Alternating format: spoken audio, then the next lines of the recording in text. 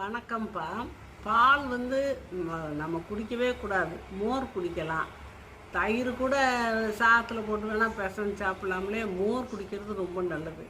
ஒரு சிலர் வந்து பால் குடித்த உடனே காலையில் பால் குடிக்கிறாங்க, இல்லாட்டி எப்போயா பால் குடிக்கிறாங்கன்னா அது குடித்த உடனே நீங்கள் கீரை சாப்பிடக்கூடாது. அப்புறம் இந்த ஆப்பிள் கிடையாது, ஆரஞ்சு பழம் புளிப்பு சுவை உள்ளது, அதை சாப்பிடக்கூடாது, தெரிஞ்சு போயிடும்.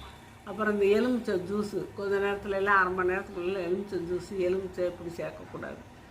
இப்படியெல்லாம் இருக்கும்போது நம்ம அதை பால் சேர்க்கும்போது அதெல்லாம் தவிர்த்துக்கிறணும்ப்பா.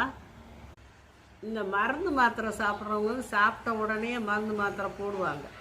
ஆனால் நார்ச்சத்துள்ள உணவுகள், இந்த மாமிச உணவுகள் இதெல்லாம் சாப்பிட்ட உடனே மாத்திரை போடக்கூடாது. கொஞ்சம் ஒரு மணி நேரம் கழித்து நம்ம சாப்பிட்ணும்.